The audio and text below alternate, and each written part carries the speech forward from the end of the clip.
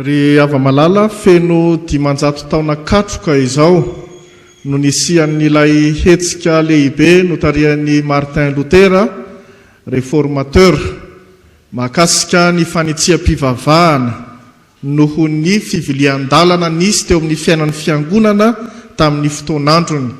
Raika amin'ny 30 oktobra 1795 no nametahan'i Luther ny fanehoan-keviny tamin'ny alalan'ny peta-drindrina teo amin'ny varavaran'ny fiangonana tany Wittenberg any Allemagne tamin'izay fotoana izay, nilazany ny tsy fitezan-javatra rehetra teo amin'ny fiainan'ny fiangonana tamin'izany fotoana izany, ary niezahany ihany koa nanambara ny fahamarinan'ny soratra masina izay efa nofakafakainy teo ambany fitarian'ny fanamasina. Ankehitriny isika dia mankalaza izany 500 taona ny reformasiona izany, dia izany indrindra no antony nametahan'ny fiangonana luteranina malagasy manerana ny Madagasikara ny peta-drindrina amin'ny dikateny ananantsika ny io thèse, io 95 thèse nataon'ny Lutera io. Efa hitantsika eo ambaravarana hatramin'ny omaly ariva izany 95 thèse izany, fa amin'ny tian'io ity dia ho vakina ho renesitsika mianakavy miaraka eto ireo fanehoan-kevitra nambaran'ny Lutera ireo. Araka izany dia artikla 5:20 no nanoratan'ny Lutera izany fanehoan-kevitra izany, dia ho renesitsika araka izao. Voalohany, raha Jesosy Kristy tompo sy mpamonjy antsika no milaza hoe mibebaha, dia tiany raha ny fiainana manontolon'ny kristianina no fibebahana. Faharoa, tsy midika ho sakramentan'ny pénitence akory ho teny io, izany hoe fiekekeloka sy fahafapo izay omen'ny pretra. Fahatelo, kanefa tsy ny fibebahana anaty irery ihany aza no heviny, fa tsinotsinony izany raha tsy mahatonga famonoana izay rehetra mety ho asan'ny nofo eo ivelany. Faefatra, ny fanamelohan'ny ota noho izany dia mitohy, ary raha mbola mitohy ny fankahalana ny tena, satria izany no tena fibebahana marina, ary mitohy izany mandrapiditra ao amin'ny fanjakan'ny lanitra. Fahadimy, ny papa dia sady tsy mikasa no tsy afaka ny hamela sazy akoatra izay andidiny na amin'ny alalan'ny fahefany manokana na amin'ny alalan'ny kanonina na ny fitsipika. Fahenina, ny papa dia tsy mahavela na heloka inona na heloka inona samy rery akoatra ny fanambarana sy fanamafisana, fa izany dia navelan'Andriamanitra afa-tsy ireo trangan-javatra nanomezany azy fahefana. Raha atao tsinotsinona izany fahefany mamela ireo trangan-javatra manokana ireo izany, dia tsy ho voavela tanteraka ny heloka. Fahafito, Andriamanitra dia tsy mamela ny heloka inina atao raha tsy ampietry izany olona izany amin'ny zavatra rehetra sy mampidina azy, mba hanaiky izay nirahiny na nataony solon-tenany dia ny mpanampy ny pretra na ny pretra. Fahavalo, ny fitsipiky ny fiekekeloka dia ampiarina amin'ny velona ihany, ary araka ireo dia tsy misy azo atao intsony amin'izay efa maty.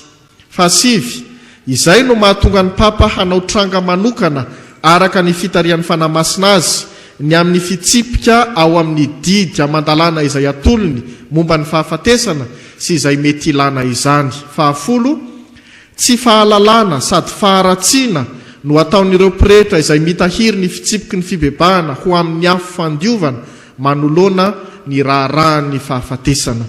Andeha ataontsika ny hira 5:700 andininy voalohany, dia hanoy ny famakina isika orian'izay. 5:700 andininy voalohany ihany, riziona mitsangana ka miazava izao.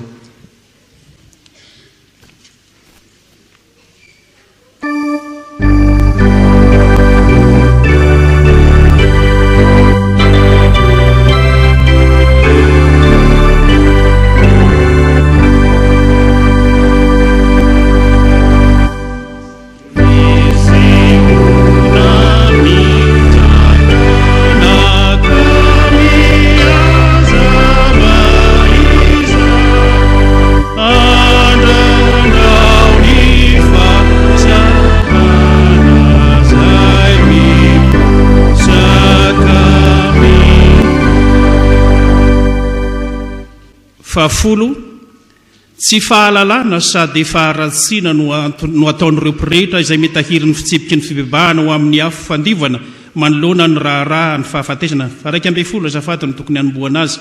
Fa 12 ny fiovan'ny famaizam-piangonana ho famaizana any amin'ny afo fandivana dia anisany tena tsy parifary izay voafafy tokoa raha mbola atao amin'ny torimasony ny eveka.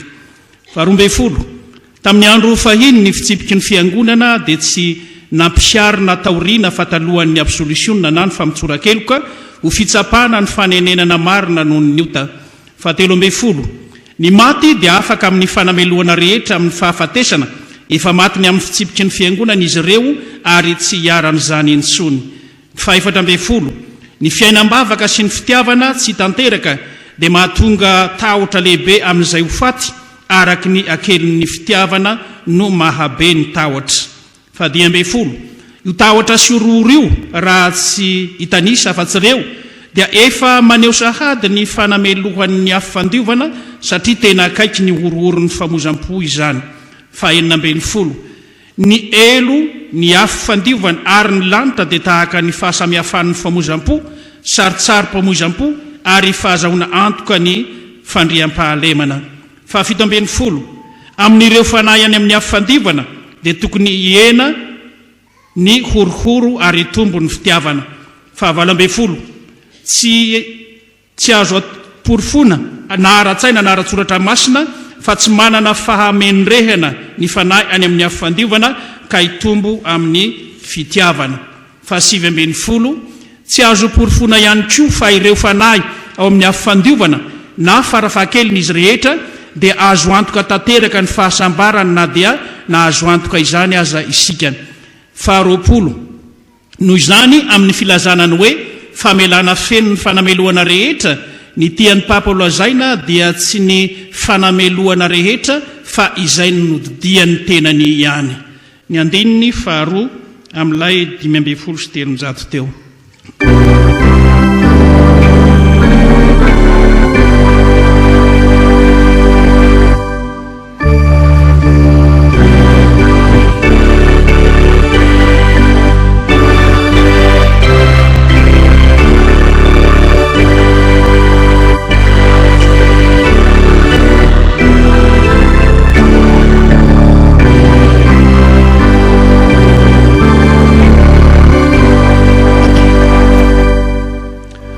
Andininy fa 20 noho izany ireo mpitory ny indulgence taratasy famelan-keloka dia latsaka amin'ny fahadisoan-kevitra raha milaza fa ny indulgence ny papa no mahafaka ny olona amin'ny fijaliana rehetra sy mahavonjy azy.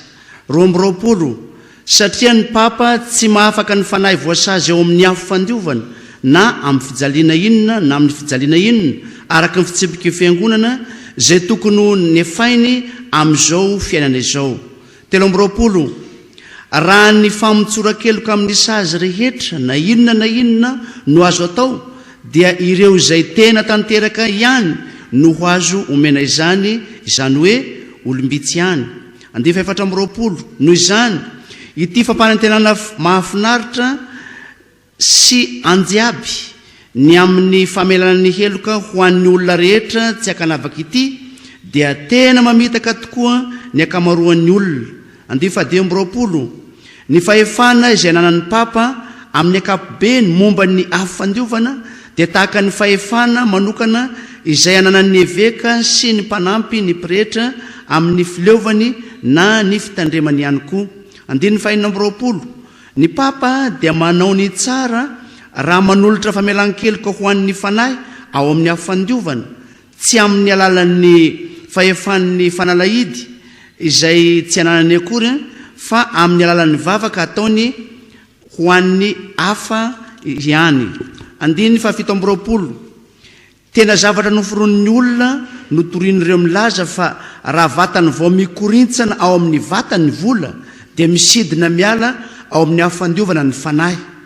20 izay azo antoka dia izao raha vatany vao mikorintsana ho ao anaty vatany vola dia mitombo ny fahihirana sy ny fitiavana hanambe.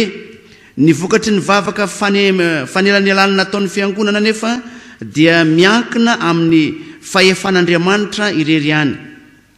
20 iza no mahalala raha ny fanahy rehetra ao amin'ny afo fandiovana no maniry ho afaka avy ao aminy amin'ny alalan'ny fifidianana azy araka ny anganondry Massinda Severance ry Paul Pascal.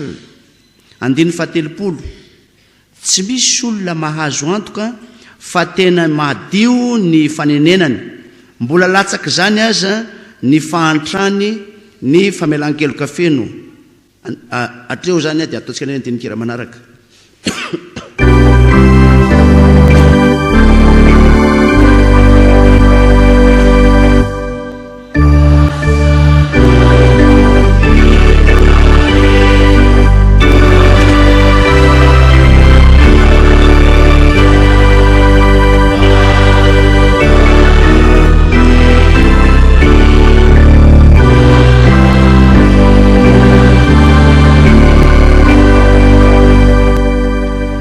Raika amin'ny 30 mahalana ihany koa ny ahitana olona izay mividy indulgence tena izy tahaka ny tsy fahitana olona miaikeloka marina, izany hoe tena vitsy ny olona tahaka izany.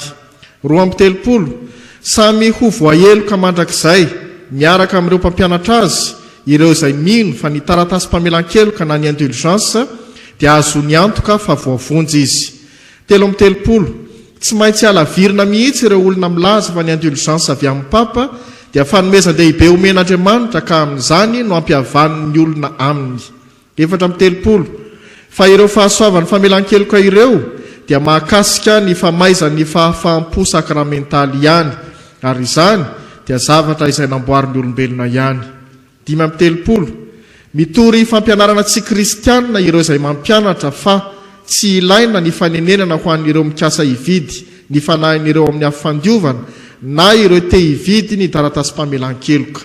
30 ny kristianina rehetra mibebaka marina noho ny fahotany no manana zo hahazo famelan-keloka tanteraka amin'ny fahotany sy ny famaizana azy, na dia tsy manana ny karatry ny indulgence akory aza izy. 70 ny kristianina marina rehetra na velona na maty dia manana anjara amin'ny fitahian'i Kristy rehetra sy ny fiangonana, ary izany dia omen'Andriamanitra azy na dia tsy misy ny taratasy mpamelan-keloka aza. 30 na dia izany aza ny famelan-keloka sy ny fandraisana anjara amin'ireo fitahian'ny fiangonana izay natolotry ny papa dia tsy tokony atao tsinotsinona, satria ireny araka izay nolazaiko dia fanambarana ny famelan-keloka avy amin'Andriamanitra. 30 tena sarotra mihitsy, eny na dia ho an'ireo teolojianina tena maranitra aza ny manandratra avo eo amin'ny olona ny herin'ny famelan-keloka sy ny filanan'ny fanenenana marina amin'ny fotoana iray. 40 ny fanenenana marina dia milatsaka sy tia famaizana, fa ny famelan-keloka malalaka kosa dia tsy miraharaha famaizana ary farafahakeliny mamorona anton-javatra hankahalana azy ireo. Ny andininy 4 amin'ny hira teo no ataontsika izao.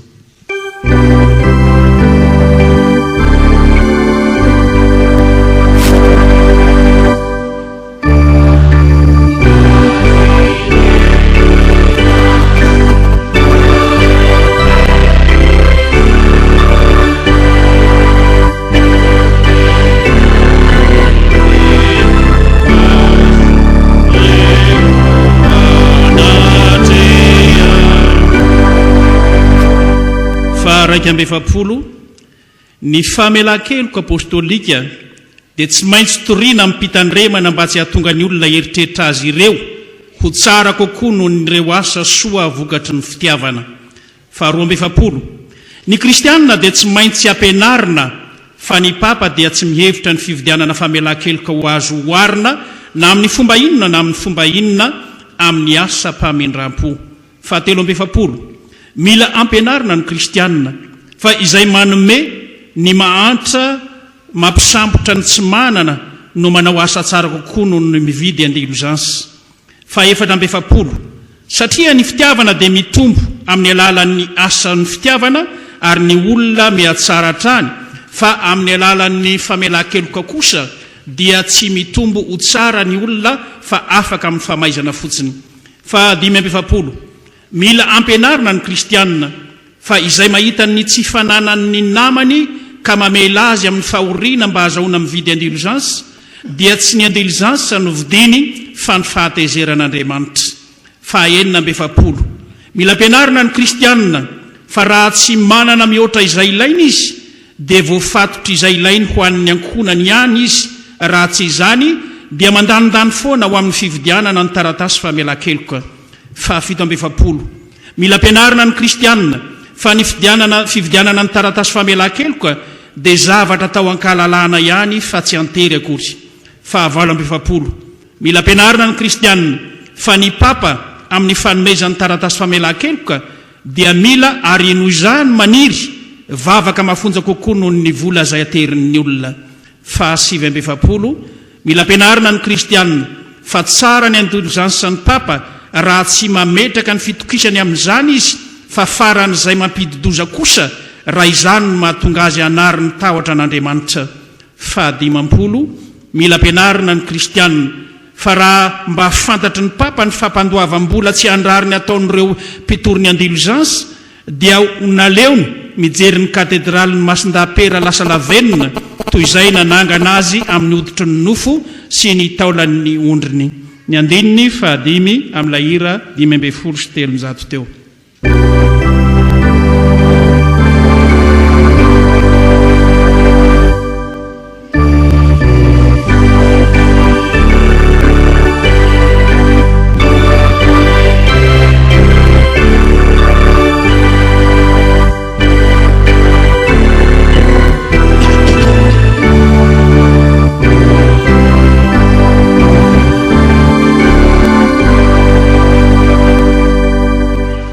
Andininy faharaiky amby dimampolo, mila ampianarina ny kristianina fa fanoren'ny papa izay adidiny raha teo ny manome avy amin'ny volany manokana sy ny varotana raha ilaina ny fiangonan'ny Masindapera ho amin'ny akamaroan'ny olona izay akan'ny mpivory ny indulgence vola.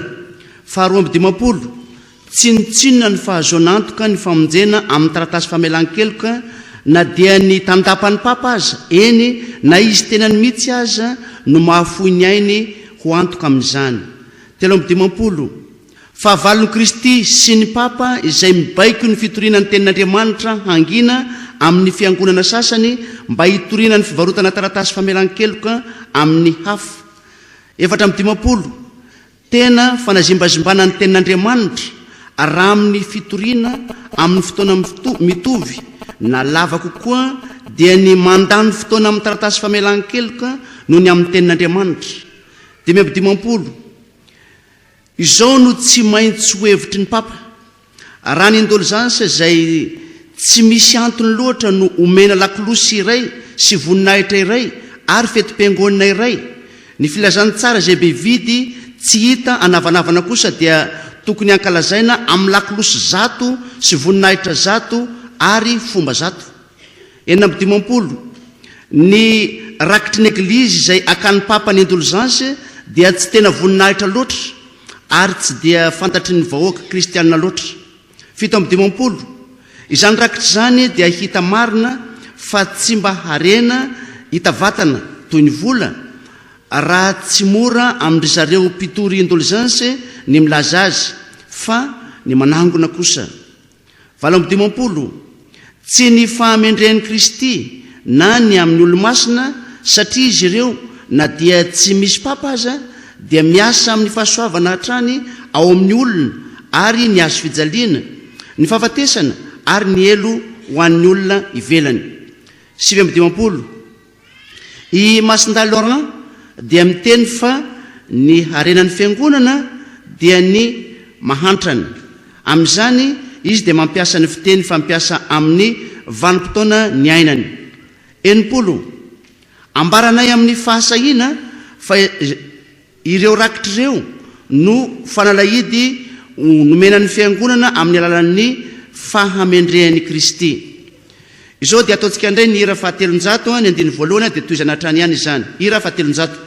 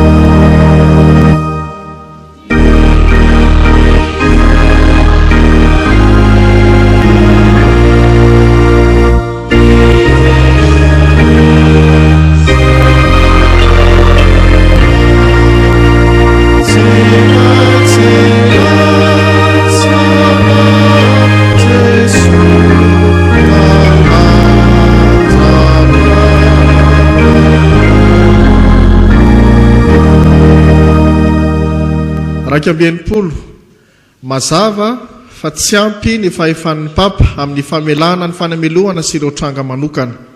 Roa ambienipolo ny rakitra mariny fiangonana dia ny filazantsaramaso ny voninahitra sy ny fahasoavan'Andriamanitra. Telo ambienipolo kanefa ity rakitra ity dia mazava ho azy fa mahatonga fankahalana satria manao ny voalohany ho farany. Efatra ambienipolo ny rakitra ny taratasy famelan-keloka dia mazana maro mpitady satria mahatonga ny farany ho voalohany zany.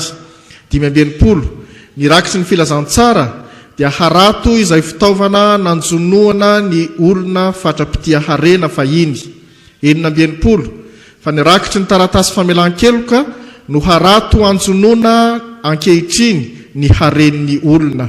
Fito ambienipolo ny taratasy famelan-keloka izay dradradradrain'ireo mpitory izany sy asandrany avo ny fahamendrehany dia manana ny maha izy azy tokoa satria izany no ahazona volabe.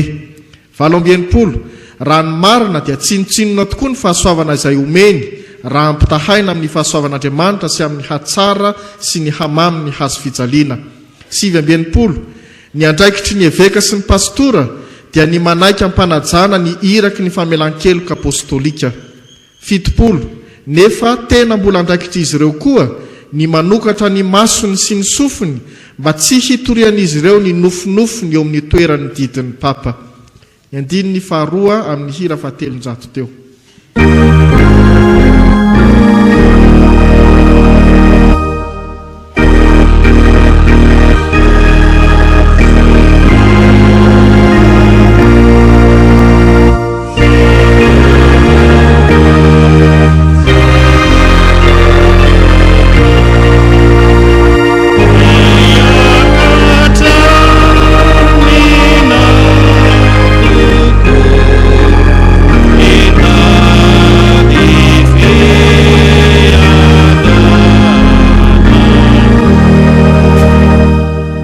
Raika amin'ny fitopolo voaozona izay miteny manohitra ny fahamarina ny famelan-keloka apostolika. Faharoa amin'ny fitopolo fa hotahiana kosa ne izay miambina manoloana ny fanirian-dratsy sy ny teny foana izay ataon'ireo mpitory ny taratasy famelan-keloka. Faharoa amin'ny fitopolo tahaka izany koa ny papa izay manongana izay milofo mafy manohitra ny taratasy famelan-keloka.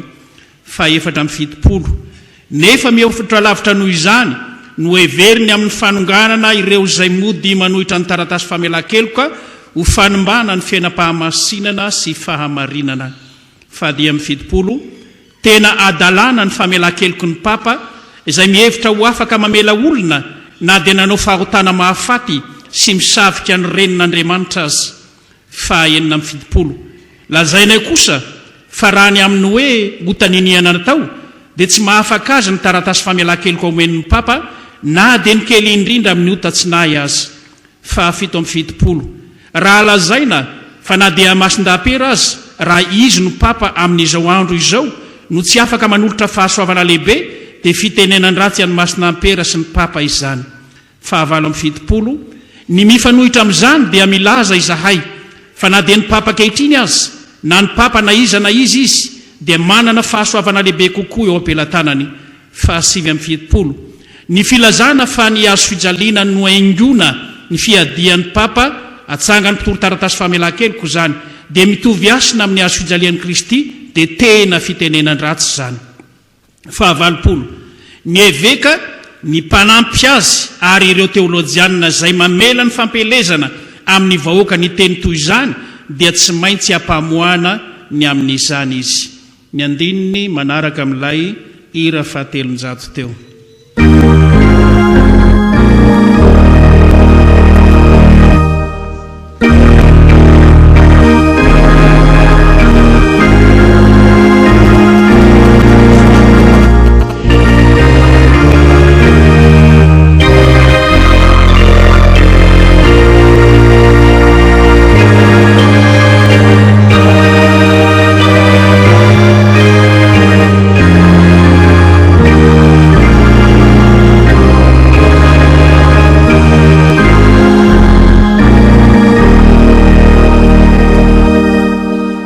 raika amby valopolo izao toroteny momoafady ny amin'ny taratasy famelan-keloka zao dia mahatonga fahasarotana na dia amin'ny olona mahay indrindra azy ny fiarovana sy ny fanajana tokony ho amin'ny papa ny amin'ny fanaratsiana sy ny fanontaniana mamandripandrika ataon'ny olona ohatra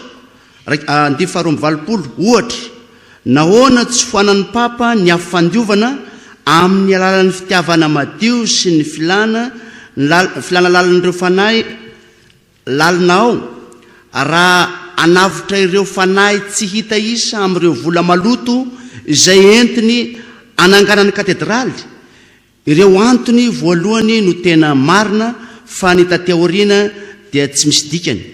3 ahoana moa no mbola atsiarovana sy ankalazana ny fetin'ny maty ary ahoana no tsy amerenany sy ny tsy amelany ny fisotonana ireo vola na loha izay nanavotana azy satria diso sy mivavaka ho an'ireo efa voavitra. 4 ary indray inona moa izany fahamasina vaovao ananan'Andriamanitra sy ny papa izany nohony amin'ny vola dia omeny fahefana ny tsy mino ary ny fahavalo omeny fahefana anafaka ny fanahy tia vavaka sy tian'Andriamanitra nefa nolaviny kosa ny anafaka maimaim-poana io fanahy mpivavaka sy tia io amin'ny alalan'ny famindrampony sy ny fitiavany no ny fijaliany izany fanahy izany. 5 ary indray nahoana ireo fitsipiky ny fiangonana momba ny fibebahana efa hatramin'ny ela no eo amin'izao toerana misy azy izao izay efa foana noho ny fahafatesana ary ankehitriny afa-po indray amin'ny alalan'ny fanomezana ny taratasy famelan-keloka toy ny hoe mbola velona sy manan-kery. 7 ary indray nahoana ny papa izay manana harena be ankehitriny noho ny tena mpanan-karena no tsy manorina ny katedralin'ny Masindahy-Piera amin'ny alalan'ny volany manokana fa amin'ny volan'ny mpino mahantra. 7 ary indray inona moa ty famelan-keloka tolotry ny papa ity ary inona no fampandraisana anjara homeny ireo izay manenina tanteraka ka manana zoa hazo famelan-keloka feno fandraisana anjara amin'izany fahasoavana izany. 8 ary indray tombotsoa lehibe manao ahoana moa no ho tonga amin'ny fiangonana raha ny papa no manome famelan-keloka 100 isan'andro ny mpino rehetra toy izay manome taratasy famelan-keloka sy ny fahasoavany indray mandeha monja. 7 amin'ny famelan-keloka izy omeny raha ny papa no mikasika ny famonjena sy ny fanahy toy izay raha ny papa no mikasika ny famonjena ny fanahy toy izay ny vola nahoana izy no mampiato ny taratasy famelan-keloka sy ny famelan-keloka nomeny fa izay kanefa dia manana hery sy lanja hitovy ihany izy ireo. 9 raha toerina ankitsirany fotsiny amin'izao ireo fanehoan-kevitra izay mitarika ho amin'ny fiviliana ataon'ny olona fa tsy resena amin'ny toakevitra mitombon'ireo dia atonga ny fiangonana sy ny papa atao amin'ny fahavalo ho fihomezana ary atonga ny kristianina ho fadiranovana izany. 9 raha toa ka toriana araka ny fanahy sy ny fietretan'ny papa ireo famelan-keloka ireo dia ho efa voavaha ireo fisalasalan'ireo eny ho tsy nisy akory azy. 20 aoka tsy ho hita intsony ireo mpaminany izay miteny amin'ny vahoaka ny Kristy hoe fiadanana kanjo tsy misy fiadanana tsinona. 13 arabaina kosa ireo mpaminany izay milaza hoe hazo fijaliana kanjo tsy misy hazo fijaliana tsinona. 14 mila amporisena kristianina azoto amin'ny fanarahana ny Kristy izay lohan'izy ireo amin'ny fandavana famaizana fahafatesana ary elo. 15 farany ary hiditra ampatokena any an-danitra amin'ny fahoriana be toy izay hiala sasatra amin'ny fitokisana amin'ny fiadanana izay tsy izy akory. Izay no mamarana ilay taratasy izay misy loha hevitra 520 ry havana voavaky teto amintsika tamin'ity androany ity dia ho an'Andriamanitra irerian'ny voninahitra.